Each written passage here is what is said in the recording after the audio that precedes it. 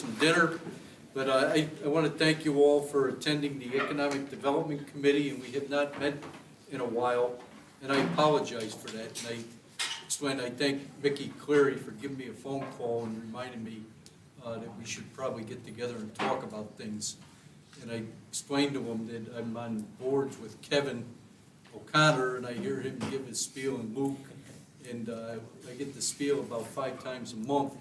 And unfortunately, we got to get it back to you guys too. So, so I appreciate you coming in 7 o'clock on a Tuesday night to do this. So we'll start with roll call, and Ward is here, but Cleary Here. Brewski not here. Drake Here. Epicoro. Yeah. Collins. No Collins. Reedy. Here. Ricard. Present. Smith. Here. And we have a quorum, and it doesn't matter anyway, we have no votes tonight, unless you introduce someone.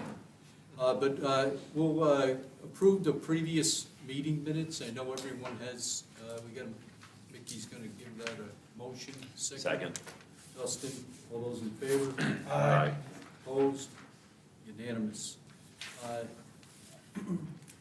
It's always good to have Kevin O'Connor here to give us an update on what's going on around the county, and I'm going to tell you, we haven't met in a year, so I think the last time we met, we approved the Albany Alliance Corporation, and Luke and Kevin and their staffs are doing a great job, and they're working all over the county. And they have a lot to talk about today, and I'll just turn it over to them. Kevin, you want to give us a little presentation on what's going on around Albany County? Great. Thank you, Mr. Chairman, and good evening, everybody. Appreciate the honor to be here with you tonight. Generally speaking, there's some very fundamental shifts going on in the economy in our county, and somewhat reflect what's going on in the nation as a whole, and that is a shift back towards manufacturing. For years we were told manufacturing's gone, forget it, it's offshore, lowest labor cost markets. But I think the pandemic was a perfect example of how vulnerable we have become by having our manufacturing outsourced to other countries, and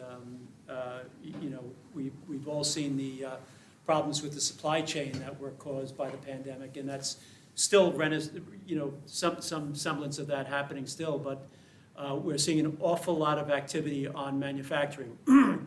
On the flip side of that, the commercial office market in most of the county is in bad shape.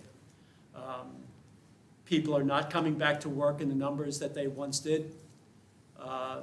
There is a lot of leased but vacant office space. And as those leases come up for renewal, they will not renew at the same amount of square feet that they had in the past. We've been talking to some of the large property owners in downtown Albany, and it's kind of ugly. And not all of these buildings are economically positioned to convert to residential projects, which we've seen many of the lower class B and C buildings do. But that's something we have to keep an eye on, because the next thing that's going to happen is those property owners are going to file certiorari proceedings and get their property taxes lowered. And that's going to mean less money to do all the public services that cities, towns, villages, and the county does. But let me give you a little bit of an update on the Alliance, and I want to thank you all for your support of the Alliance. What you have done is you've enabled this county to get on an equal playing field, almost an equal playing field, with some of our surrounding counties. We do have an issue of how we're going to fund the Alliance going forward. I believe that we need a recurring revenue stream to do so. And that's limited. It's the hotel tax or some other kind of recurring tax. Our friends to the west of us in Schenectady County provide $10 million a year to the Schenectady Metroplex out of their sales tax revenues. And what they've been able to do over there is pretty impressive. I think what we can do in Albany County for less than that will be more impressive, but that is something down the road we have to come up with a solution for. You know, we got to figure out how do we fund the alliance at the level that it's going to be really more and more meaningful on an ongoing basis. But staffing, we just filled several positions. We hired a CFO, a woman by the name of Amy Thompson, who was working for us as a contractor with CFO for Hire. We brought her in as our CFO, and thank God she agreed to do that. We brought in the executive assistant at the Alliance, left. The folks at New York State hired her away from us for more money, and just at the time when we were supposed to be going back into the office. So, you know, that's the way it goes, I guess. But I hired a woman who was just recently laid off from Global Foundries, and she's our new executive assistant, a woman by the name of Antoinette Dukes Hedge. We hired a receptionist at the Alliance, a young woman who graduated from the University of Albany and is a great addition.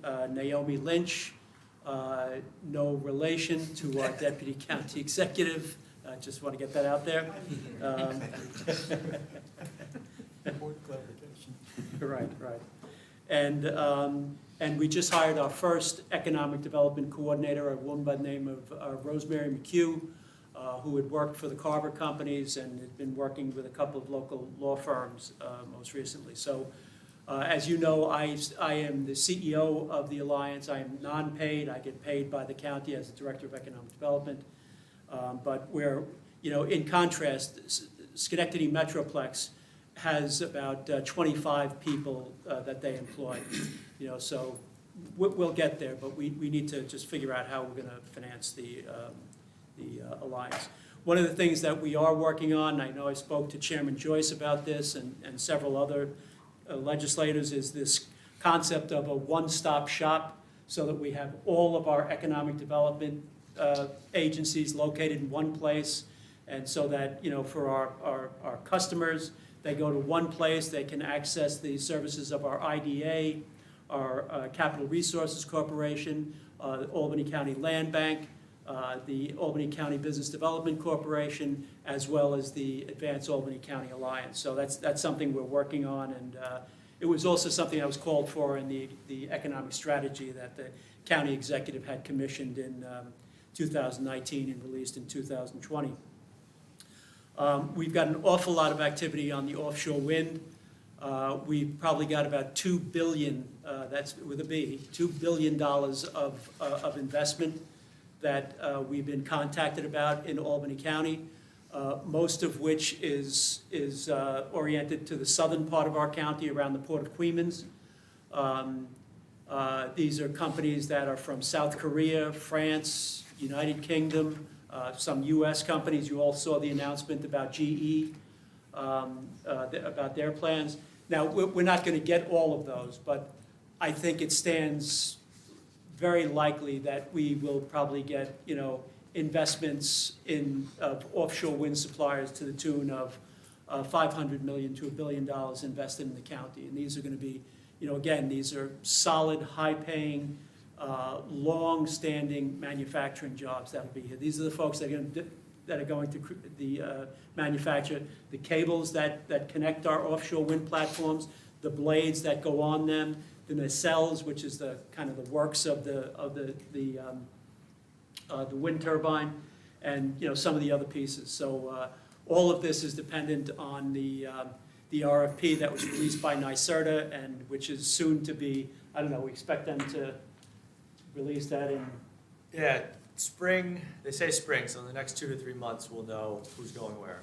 Yeah, so that'll determine, you know, what companies get selected and which of these suppliers wind up locating in the county. But that's some great news for us. You may have recall that the Alliance undertook a study to identify our shovel-ready sites.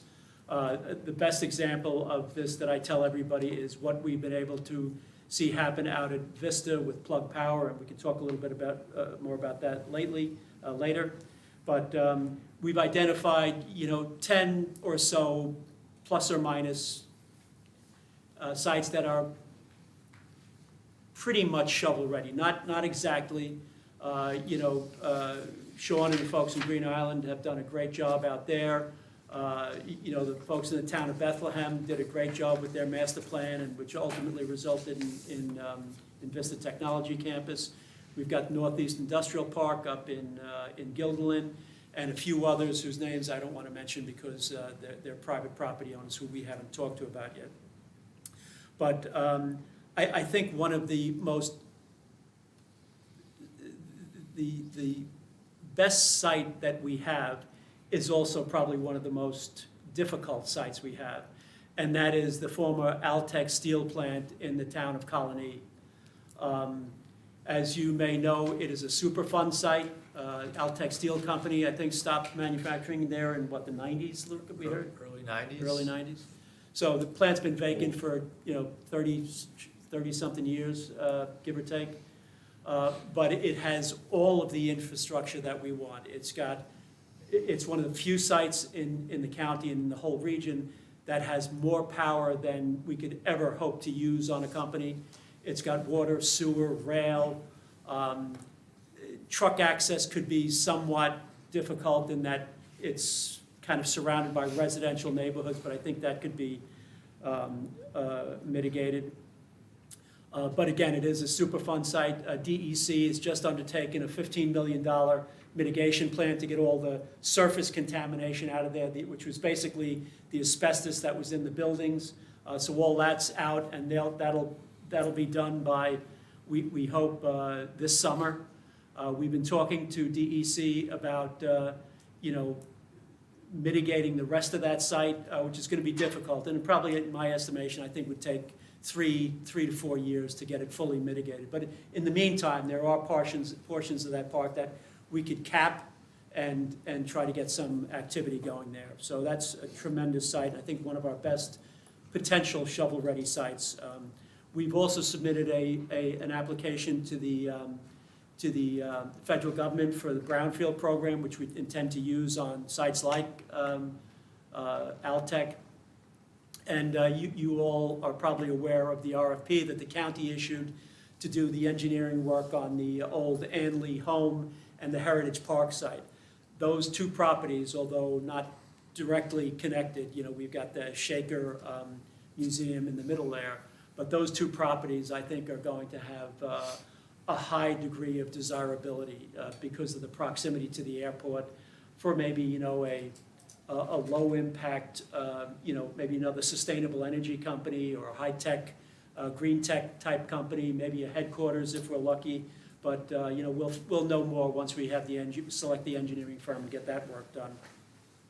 So we've got about another 30 shovel-ready sites or almost shovel-ready sites around the county that are going to require significant work in getting the land use planning approvals and the infrastructure underway in those.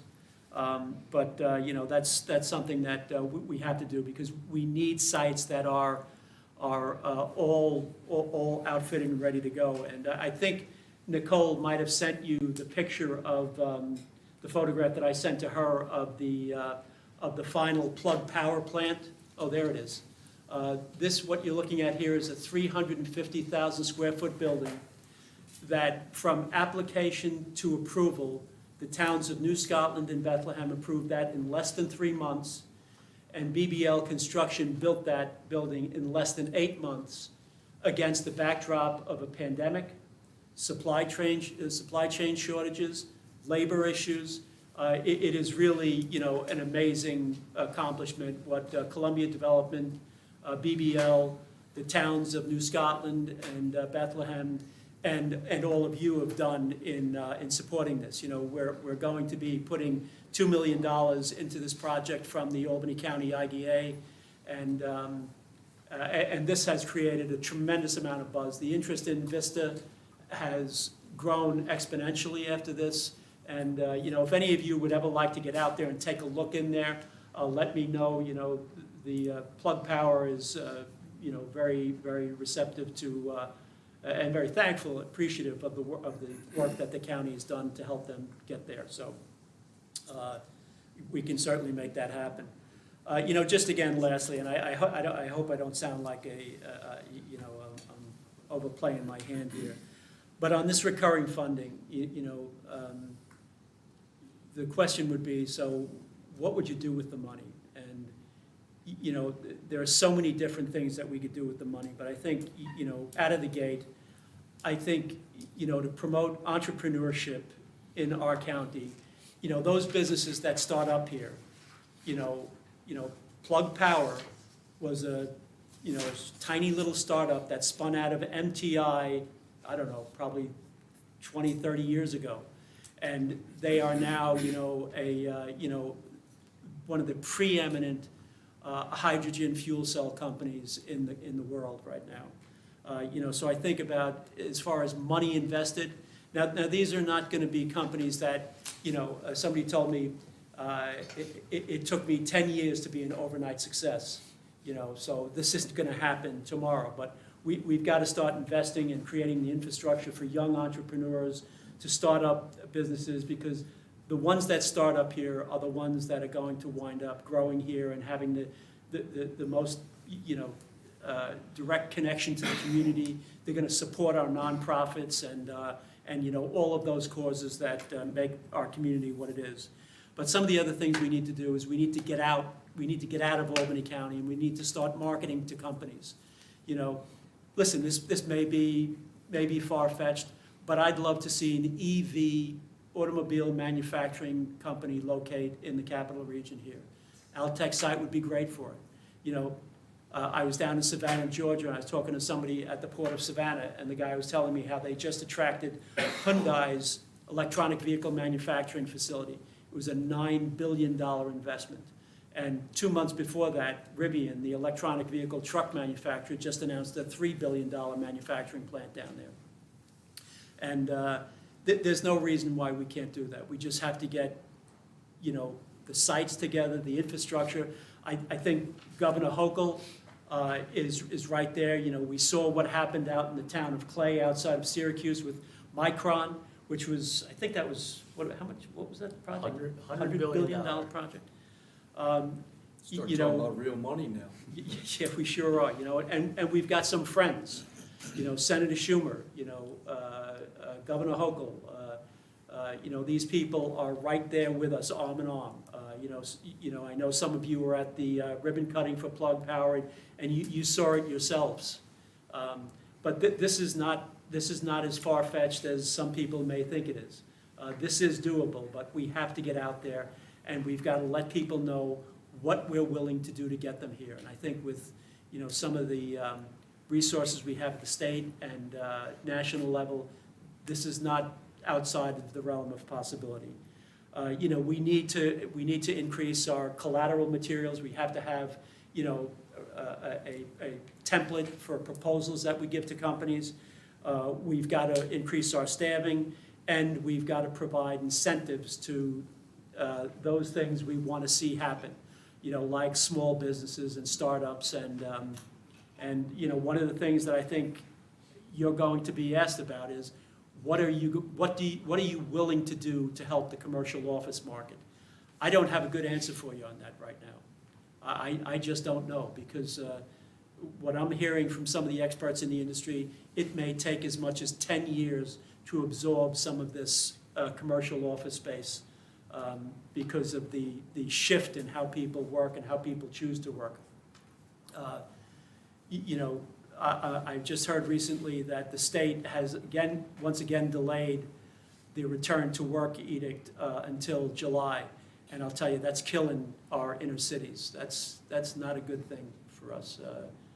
People can't, you can't support a luncheonette or a restaurant in downtown any longer. It's lastly, and I'll turn some of this over to Luke here. You all passed unanimously the STAGE Act, the Sustainable Energy and Green Technology Act, and we're in the process. In that legislation, you directed me to adopt a plan. We're running a little bit behind on that, But, you know, we're gonna be doing that in conjunction with your staff at the legislature, and hopefully get a plan into you for action, and we can start putting that, you know, that $4 million that you made available out for good use. And I don't know, Luke, anything else you want to add on the stage, or anything else for that matter? You know, on the stage, that's such an important tool in the toolbox for exactly the type of companies that Kevin was talking about. And when you're talking about $100 million to $1 billion investment, it doesn't sound like a lot, but being at the table and showing that we are part of the equation and a supportive home for these potential companies makes all the difference for them. So while, you know, $1 million or $2 million against $1 billion, it's not gonna move all of the financial needle for them. It makes a huge difference when we're in a very, very competitive market for these companies. The only two things I would touch on, many of you at the table are participating in the ARPA planning process around economic development. I think many of the themes that Kevin touched on are things that will be funded through those dollars. There are, of course, limitations of what we can and can't do with that, but I think in the coming weeks, we'll be able to release a plan for public feedback of how we propose to use the economic development portion of those funds. One of those areas that is probably more significant and that we're spending more time on than maybe we thought we would is workforce. And working with the workforce development partners in the county to meet the needs of the companies that have already located here or have been here for a long time, but also the companies that are looking to locate here who, number one is find a site. The next question they ask in great detail is tell us about your workforce statistics and the training opportunities that you provide. So that is increasingly, I think, important, and we are not the workforce development provider, nor should we be, but we play an important, I think, coordinating role to marshal those resources in the right direction. So that concludes our remarks, Mr. Chairman. If there are any questions that we haven't answered. I'll just add on the workforce. I mean, everybody we talk to that has a specialty manufacturing business, they talk about workforce and where do we train our potential employees and where are they already trained? You know, where do we get welders and you know, machinists are a big deal out there. So workforce development is huge, as are all the other components that we talk about. And you know, the biggest thing is the attraction. You know, Kevin hit on it a little bit. We got to market Albany County as a place where we want people to do business. And it's a significant investment up front, but I think we've proven in the past, and I go back to when Kevin and I worked together. He was at CEG and I was a young guy doing economic development in Green Island. We're building up our industrial park. Right. And we were able to give these companies, the big one was Sealy Manufacturing, and we were competing with the whole world for that business to come to Green Island. And we gave them $400,000, and we got that back in property taxes in 3 years. Never mind wages, jobs. They doubled their jobs. This can happen all over the county. In the Altech site, as Kevin and Luke know, it's my baby right now. I get down there and I look at that, and I just say that is going to put Albany County on the map. It could. It's really. I don't know all the properties in the county, but I think that's the best potential we have for a big time industrial development or economic development. So I thank Kevin and I thank Luke for coming in late tonight. And do we have any questions or comments? Mr. Refacoro? Yes, thank you guys for coming. First, Mr. Chairman, can you arrange for those of us that want to see the facility so that we can all see it together? Which one? The plug power. Sure, Yeah. we can do that through Yeah, Mr. O'Connor. you know, I'll call them and try to get a date and see however many of the committee members want to go. I'd like to go, if we could do it like lunchtime or like after 4, would be better. Yeah, they are a little fussy about it because they have these shifts that work, and, but let me see what I can do, and I'll let you know. Thank you. So lunchtime or after? Yeah, I mean, I just have a full-time job. Yeah, right. And, I would assume most of us do. and so I think it was last year, 2021, during the State of the County address by the county executive, he mentioned about, or spoke about making some major investments in workforce development in Albany County. Is there something that we are not doing that you are advocating that we should be doing, or? I think it's something that we're doing. I think that, you know, part of even the conversation around Plug is how do we work with them to develop a community benefit agreement that includes partnership and commitments on workforce development. Workforce development is a crowded playing field here. It's I think a blessing and a curse. More blessing in that we have a lot of great institutions working in workforce development. I think it's just a matter of how do you, for each project, strategically line them up the right way. So between our community colleges, BOCES, who, you know, don't forget that the county CRC financed their beautiful new facility out by the airport that if you haven't seen, absolutely recommend, and that's, I think, a game changer. They can train 900 people at any given time at that facility. From that to the nonprofit world, and I think we've been increasing our collaboration with the Workforce Development Board, which serves the Tri-County region, but really is sort of that hub to all those spokes. And so, you know, we're looking at, obviously the ARPA funds are one piece that could support workforce development. It's right now, it's not a huge dollars issue. There's a lot of resources out there for workforce development. Federally, the state just launched a new program. Companies are investing in workforce development. It's just a matter of coordination, and I think being at the table is making a big difference. So there's always more that we can do. I think there is more that we're starting to do. And I think that those are probably some of the initiatives that the county executive mentioned. But we're trending in the right direction. Thank you. And one last question. You did also mention about attracting this big company like EV companies to Albany. Like, do you see anywhere we can bring money from to, give to these companies as? Oh, yeah. Yeah, I think, Senator Schumer with his Semiconductor Chip Act, is a good potential source. Governor Hochul has been spectacular on this. I mean, she's really made a priority to bring manufacturing jobs into upstate New York. So, and, they've got several hundreds of $1 million funds that are available. The one piece that's missing that I think we really have to look into filling is that, the engineering and the site plan approval, because if I have to tell somebody, you come to me and you say, well, I want to put my facility on this piece of property here, and I say, okay, that's great, but we're gonna have to go through this property before you even know whether you can do it.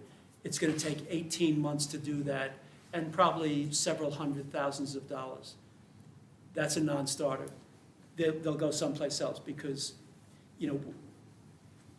what the beauty of what happened out at Vista, it was 3 months from when they put the application into the two towns, because the site spans both towns, to the time they got approved was 3 months.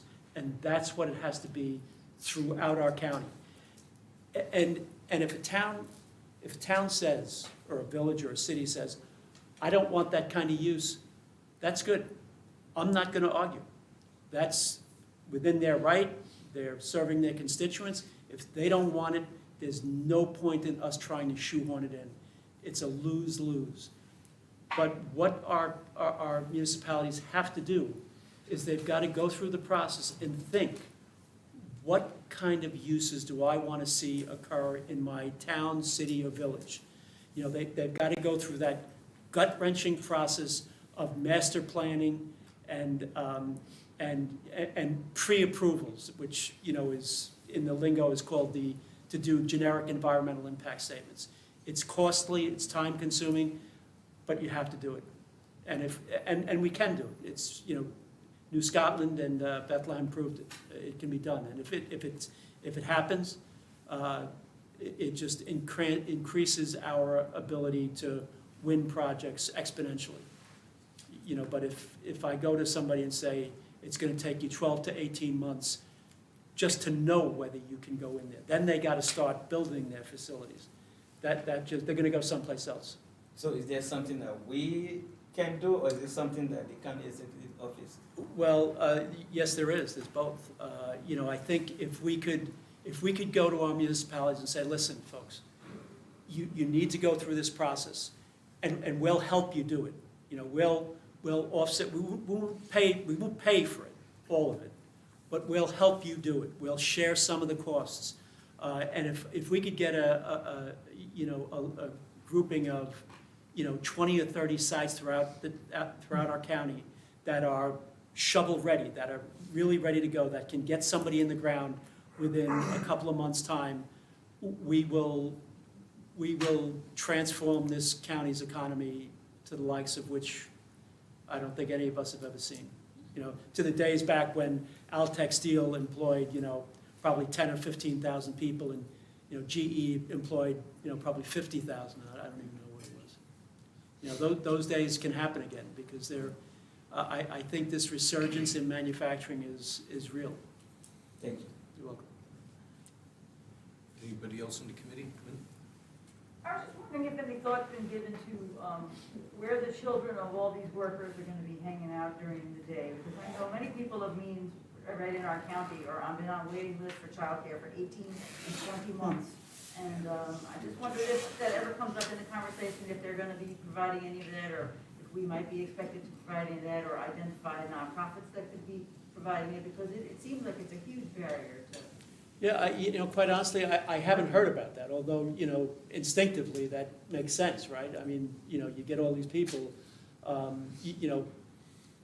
Plug Power alone is gonna be moving 1,600 people out to, Vista Technology Campus over the next couple of years. And, the total number of jobs is probably twice that, that as it ripples through the economy. So, but, it hasn't really come up in any of our discussions that I recall. I think the only, Across the river, the companies have daycare. That's really something you need to encourage the companies to have it right there. Yeah. Jen Ron over there does. Yeah. That's, then you're going there, it's easy to take your Yeah, kids. and it's funny you mentioned, because particularly the European companies are much more, used to making those kind of investments and benefits to their employees. So I wouldn't be surprised. It just hasn't come up in the discussions. Well, but I think that's an employee retention piece, and that it does fall on the private company. And I was thinking of an example, somebody I met who lives in the Boston metro area, and she was a teacher. So this isn't necessarily related to private industry, but she actually moved because her hours and many manufacturing jobs would start early. Like her hours, she had to be at school, let's say 7:30. Okay, maybe the typical work day might be 8:30. Right. So her issue was, I can't find a childcare place that opened early enough, that was near enough and on the commute. So she would drive an hour to her parents' home, an hour back to work, an hour to her parents' home, an hour back. So eventually she just gave up and moved Yeah, right. and turned it into a rental house. And that has an impact on neighborhoods, but that's a broader discussion. But I think, when we're courting these companies, that is a good point, this is sort of a solid middle-class area, we're not looking at tens of thousands of 20-somethings without kids. So our workforce here may be very much dependent on that. I think Lynn brings up a good point, and, that we could put it on them essentially as another thing that would be a really good retention program, because we have people who are well-rooted in this community that live here. It's not a transient community. Yeah. It isn't a metro area where you gain your stripes in Albany and then move to New York City. You know, you went to New York City, then you came to Albany to raise your family. And I think that's a selling point for longevity of staff. But while I have the floor, you started our meeting talking about. No, I'm kidding. Hey, be quiet. Yeah. But you started talking about budgetary concerns about funding, and you mentioned that kind of Metroplex has 25 employees, and you said we're going to get there, and you had just recently hired a bunch of employees. Well, my question is, what's your sort of rough budget for? Well, you're basically all overhead, right? So what's your for the next 12 months? I mean, where do you see the costs coming in to support the Alliance efforts? Well, it's going to be primarily, personal services, staff costs, Yeah. that's. I mean, what is it service bigger than a orders. bread box? You know, what's the? I think the 500,000 that the legislature is making available to the Alliance should carry us through for the immediate term, but, that's really gonna be, we're now gonna have offices, I started in March 2020, right as the week before the shutdown. So we decided, it didn't make sense to get offices, but we're gonna be doing that, so we'll have a little bit more overhead in that regard. And, but I think, for the next, for the foreseeable future anyway, the 500,000 will fund the staffing. Some of these other things, I'm gonna need a travel budget, because I want people, out talking to companies, where they're headquartered, talking to them about, what it would be like to coming to Albany, doing the trade show circuit, the semiconductor industry has their major trade show called Semicon West out in San Francisco every year. Luke and I, in March, are gonna be going down to the, and the rest of our staff are gonna be going down to what they call the IPF, which is the big offshore wind show, which is, we got several leads from when we went last year. This year it's gonna be down in Baltimore, last year it was in Atlantic City. So, all those things cost money, and, but we have to be out there. And the money we spend, I truly believe will be, will pale in comparison to, the return that we get on this. Plug Power alone is gonna be generating, some $500 million in wages, once they're fully funded. And that ripples through our economy and, sales tax and property taxes and, all sorts of things. And, Sean mentioned, his, $400,000 investment in Sealy that was repaid. Plug Power alone, over the term of the pilot, the IDA, the Albany County IDA did a payment in lieu of tax agreement for them. If nothing happened out of Plug, Columbia Development would have paid maybe $50,000 in taxes over the next 15 years. Plug Power will be paying $3.5 million, and that's during the pilot payment, the reduced tax payment. And it's actually 12 years, it's not 15. So after 12 years, that'll be fully effective and be paying taxes. And, this is what, it really will fuel the growth and the quality of life in our communities. So it's, I think the $500,000's okay for now, but, we've, what you put into it is what you're gonna get back out of it. And, we've seen what Schenectady's done with the casino, with, downtown Schenectady. My counterpart out there, Ray Gillen, he's a real pro. I mean, he's very good at his job. Well, I won't say what company, but, we've beat him out on a few examples, and he was putting real money into these deals, and he's got it. Because, what you can do is, if you've got a recurring revenue source, let's say I've got a million or $1.5 million in recurring revenue, I can use that to finance, a larger facility, a larger borrowing capacity that we could use to attract companies into the area, and service that debt with this recurring revenue stream, which is what Schenectady does. Very good. Mr. Clear? Am I correct, not counting yourself, you have 4 staff members now? Yeah, right? Okay. Kevin, Rosemary, Yeah, and, you know, and Luke is a tremendous help to the Alliance as well, and, you know. No, I of think course, it's great. I spend a just lot of wanted time there, too. Speaking you know, people, I want to be correct. Right, yeah, four people we've got, right. Thank you. And just on that point, there are efficiencies to this one-stop shop approach, Right. right? Where a receptionist is supporting both the Alliance and whoever else is located in that facility. The CFO, the same applies. The Director of Commercial Lending, whatever, Right. Yeah, is, you know, by running the Altech Loan Fund, being supported through that, so Well, it's, he also services the loans from the, Chairman Demolowitz's CRC. So that we've been able to realize a lot of efficiencies by taking that approach. Mr. Grimm? Thank you, Mr. Chairman.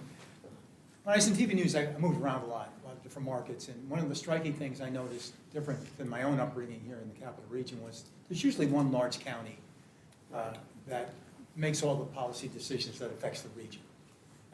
In New York's a classic case, Syracuse, Onondaga County, they have a AAA team. Buffalo, Erie County, they have a AAA team. Rochester, they have a AAA team. It's Monroe Savannah, County. don't forget the Savannah Bananas. Yeah, it's, because they are able to work as a region, I think places look for regions or markets. And the Albany market is bigger than Rochester and Syracuse, I know from my TV days. So whenever you mention Schenectady Metroplex, you mention them as a competitor. But it isn't the real answer to work as a market together collaboratively, because that's what they're looking for. They're looking for a region. At the same time, you have to represent Albany County. How do you juggle that? Well, you know, for example, this conference we're going down into in Baltimore, the IPF, this is a delegation that's led by the state. They have this big fancy booth down there, and they invite other parts of the state to participate. So we're going to participate. We'll have a panel in their booth, and you know, there may be people from Rensselaer County there and Schenectady County. And you know, when you do that, you know, you've got to do exactly what you said, Mark. You've got to have a unified front. And listen, we're not trying to attract businesses from Schenectady or Rensselaer or Saratoga, well, maybe Saratoga. But you know, we're looking to grow, you know, homegrown businesses and you know those other companies that have a reason to be here. That's what we're looking to see happen. But you're right, you know, and the Center for Economic Growth is that regional organization. But you know, before you guys started the Alliance, there was nobody from Albany County at the Semicon West show and at the IPF conference.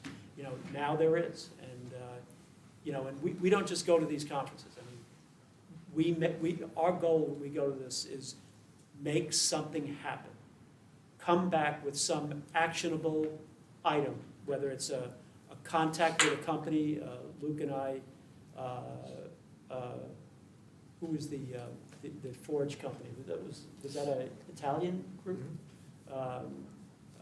You know, we met these guys down there. We had them down here. We showed them sites around. You know, you never know. Right? You got to, you know, it's like the, you know, it's like the bomb squad mentality. You got to treat every single one as though it's a live prospect until you find out it's not. And the only way you do that is you got to get out there and you know, get the county's name out there. Because listen, most people, when they talk about this region, they don't call it the capital region. They go, oh yeah, that's the Albany area, right? You know, so it's kind of ironic that we were the only county that was not involved in those activities up until 2 years ago. I mean, have you ever had a conversation with Ray Gillen, for example, saying, how do we work together to collaboratively boost the market, and then we'll both benefit? Because we're provincial in this area. You know, I didn't think I grew up in Troy. I don't think I was in Schenectady until I was 22, you know. And so it's the nature of the organization, but collaboration, because Saratoga has the racetrack, and we've got the MVP arena, which, by the way, Schenectady and Rensselaer and Saratoga got to use at our expense.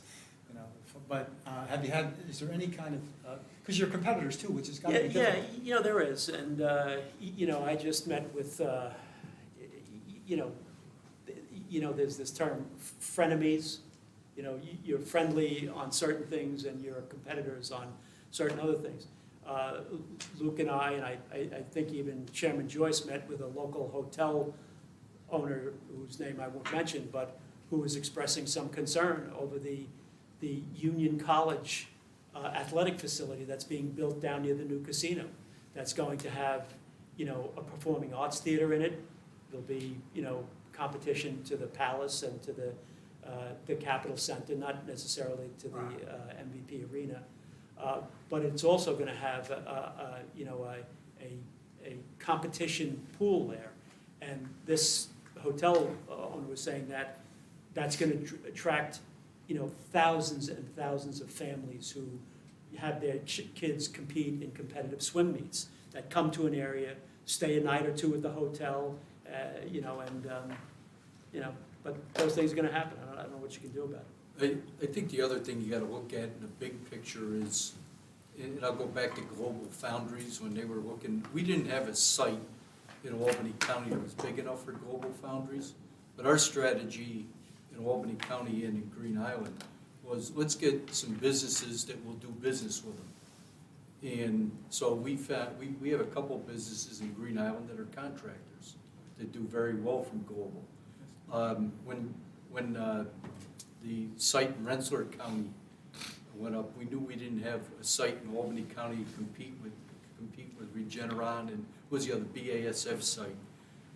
But the Water Purification District had a great contract for gray water, for our wastewater, that they piped under the river, and they were getting hundreds of thousands of dollars a year off of that. So we did benefit from something that didn't land here at Albany County. But you gotta figure out ways to benefit.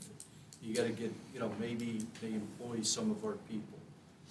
Maybe they eat at some of our restaurants. You gotta market it the right way. So it isn't, we're not gonna be able to land every big economic development project, but you gotta figure out how can we benefit from it. And I think we do a pretty good job with that, and we could always do better.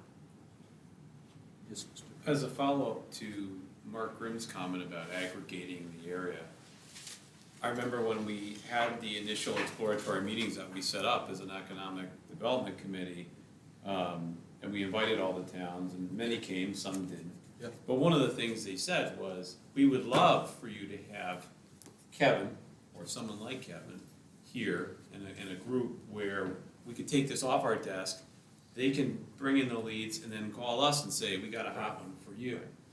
And I'm curious to see, because, so we're doing that on a micro level, Mark, right? Not micro, but on a county level. But I'm just curious to see what reception has been with your interactions locally, with various, you know, planning folks or supervisors, mayors, and so forth. You know, I think it's been very good, and exactly what you say is what we've seen. You know, the folks at Bethlehem and New Scotland couldn't be happier with you know, the commitment that you guys have put up and the work that we did at the Alliance. You know, there are some, you know, it's a little spotty. There's some communities that aren't as actively oriented towards economic development than as others might be. But, you know, we'll get there. You know, it's just a matter of time. Listen, we've been in business for 2 years during the pandemic, so we've got to really, you know, continue to show these people that we have value to provide. You know, we don't expect them to just, you know, turn this over to us because we're nice guys. You know, they've got to see that we're generating some real value and making things happen. And I think we've, you know, evidenced an ability to do that, and I think we'll be able to continue to do that. And just on the coordination front, one of the first things that the Alliance did was stand up a municipal working group. So every other month, the economic developers for the towns that have them, for those that don't, the supervisors, join us. You know, we provide them updates on strategic initiatives and projects. Each month we have one of them talk about some initiatives that are happening in their municipality. And then, you know, whatever else the hot button issue is. And just that low bar of coordination, I think, has been well received and very helpful. I think for the most part, the local Albany County economic developers do get along, help each other Yeah. out. Everybody has their own niche of what they'd like to see in their communities, and every once in a while you might compete for a specific project, but it's not, you know, you put your best foot forward. and Right. Whatever the company decides, they'll do. You know, it's a good point, because, you know, sometimes if we got a lead, you know, we may be showing a site in Green Island and one in Guilderland and one in Queens, you know, for the same company. And, you know, It happens. You know, we've got to be very impartial and straight up the middle about it. And you know, and I tell everybody, I said, you know, listen, this isn't the only site they're seeing.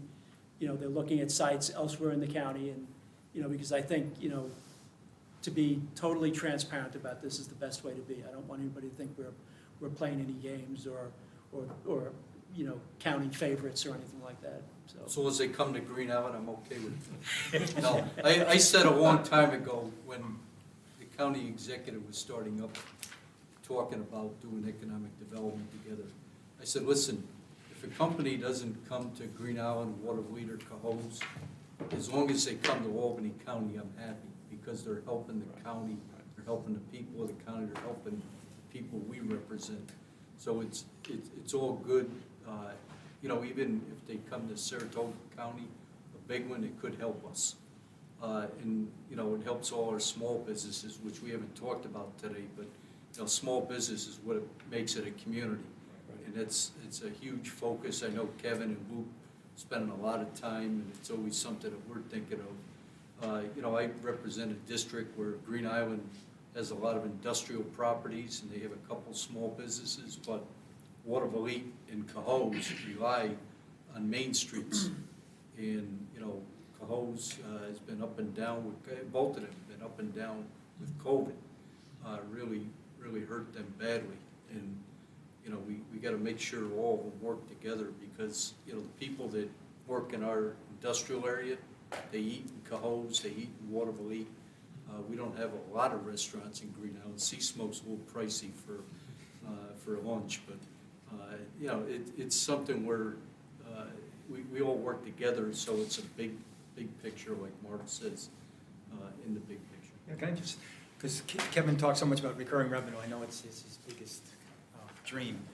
If we had 1 cent from the capital center of the hotel tax, by my estimates, in a normal economy, that's $1.4 million a year that could go to advance Albany.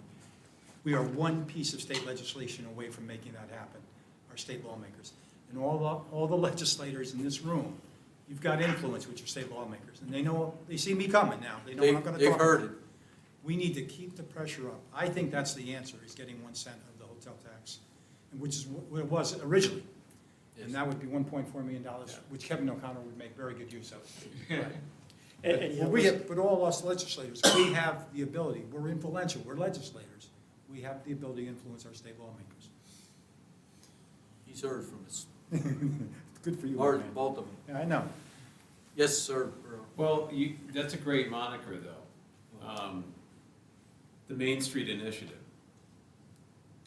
Because it's interesting and ironic that, because you brought this up. I should even mention that you've helped greatly on Remsen Street, Cohoes. Well, right.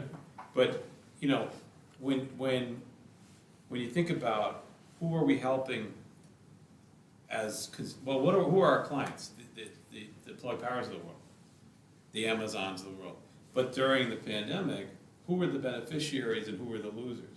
Well, let's be honest. Plug Power, Amazon. Who were the losers? Main Street, small contract, small business. It's certainly not the right forum, but, you know, may I suggest, when you're talking about the small businesses, you know, a Main Street initiative could be a great thing as a micro enterprise type piece with some of the funding if we could get it. You see a lot of nonprofits doing it, you know, guys with a bunch of bucks or whatever, but Main Street Initiative could really help bolster communities. And when you go down to Remsen Street, or you go down to Watervliet, you go down to Green Island, and you see businesses open, it attracts residents, and it attracts community organizations, and it brings entertainment in it. All these things happen. And so what's interesting is when you look at these companies and you say, well, if you were to move to Green Island, what's here? You know? And I think we're marketing, like I said earlier, you know, we're marketing a sort of this down-home community that we've got here that, you know, is very strong and stable. A Main Street initiative could help really bolster that, because that keeps people here who are then employable. You know? So I mean, just something to throw out there as a topic of No, discussion. you're exactly right. You know, I kind of marveled a little bit in the Sunday New York Times real estate section. They featured the thriving metropolis of Cooksaki, Yes. right? Cooksaki, and deservedly so. They've done some, they've got their stuff together down there, and they made some, Dominic Promomo from, You know, Young's Young's, thank DA. you. He's opening up a restaurant down there, right on the waterfront in Cooksaki. And you go down there, it's a very cool vibe, probably the New York City crowd coming up, and listen, what the mayor is trying to get done out in Cohoes, by assembling those properties from the fire,